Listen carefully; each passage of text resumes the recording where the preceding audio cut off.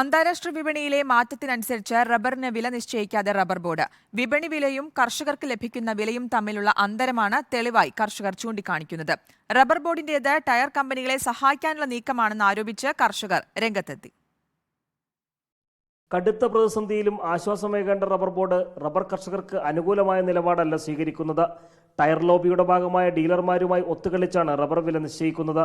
Rubber board 160 രൂപ നിശ്ചയിച്ച ജനുവരി 26-ന് 166 രൂപയ്ക്കാണ് വ്യാപാരികളിൽ നിന്ന് ടയർ കമ്പനികൾ ഷീറ്റുകൾ വാങ്ങിയത്. അതേസമയം കർഷകർക്ക് ലഭിച്ചതാകട്ടെ റബ്ബർ ബോർഡ് നിശ്ചയിച്ച വിലയേക്കാൾ 5 രൂപ കുറവാണ്.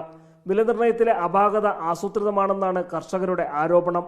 വളരെ ആസൂത്രിതമായി റബ്ബർ ബോർഡ് വൻകിട ടയർ കമ്പനികൾക്ക് വേണ്ടി കൃത്രിമമായി വിപണിയിൽ വില ഇടിക്കാനുള്ള ഒരു നീക്കമാണ് നടത്തിക്കൊണ്ടിരിക്കുന്നത്. ഇവിടുത്തെ വൻകിട ടയർ കമ്പനിക്കാരുമായിട്ടുള്ള ഗൂഢാലോചനയുടെ ഫലമായി വിപണിയിൽ വില വർദ്ധിപ്പിക്കാതെ ഇന്നത്തെ സാഹചര്യത്തിൽ ഒരു 170 രൂപയ്ക്ക് മുകളിൽ റബ്ബർ ഷീറ്റിന് വില വരേണ്ടതായിരുന്നു. എന്നാൽ റബ്ബർ ബോർഡ് വില നിർണ്ണയിക്കുന്നതിലെ അപാകത മൂലം കർഷകർക്ക് 160 രൂപയിൽ താഴെ ഒരു വില മാത്രം ലഭിക്കുന്ന സാഹചര്യമാണ് ഇപ്പോൾ നിലവിലുള്ളത്. സംസ്ഥാനത്തെ വിപണിയിലെ ചലനങ്ങൾ വിലയിരുത്തിയായിരുന്നു റബ്ബർ ബോർഡ് മുൻകാലങ്ങളിൽ വില നിശ്ചയിച്ചിരുന്നതെങ്കിൽ ഇപ്പോൾ അത് ഡീലർമാരെ ആശ്രയിക്കുന്ന തരത്തിലേക്ക് മാറിക്കഴിഞ്ഞു. അന്താരാഷ്ട്ര വിപണിയിലെ വില നിലവാരത്തിന് ആനുപാതികമായി ഇന്ത്യയിലെ റബ്ബർ വില നിലവിൽ 200 രൂപയ്ക്ക് മുകളിലെത്തേണ്ടതാണ്.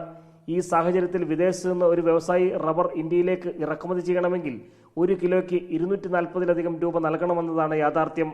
അന്താരാഷ്ട്ര വിപണിയിലെ വിലവർധനയിൽ കൈകൊള്ളുമെന്നതിനാലാണ് ടയർ കമ്പനികൾ ഈ അവസരത്തിൽ ആഭ്യന്തര വിപണിയെ സമീപിക്കുന്നത്. അതിനിടെ കർഷകരെ സഹായിക്കേണ്ട റബ്ബർ ബോർഡ് ടയർ ലോബിയുടെ നിർബന്ധത്തിന് വഴങ്ങി കർഷകരെ പിഴിയുന്ന നിലപാടാണ് സ്വീകരിക്കുന്നത്. Reporter Prashant Thottungal, in Reporter, Kottayam.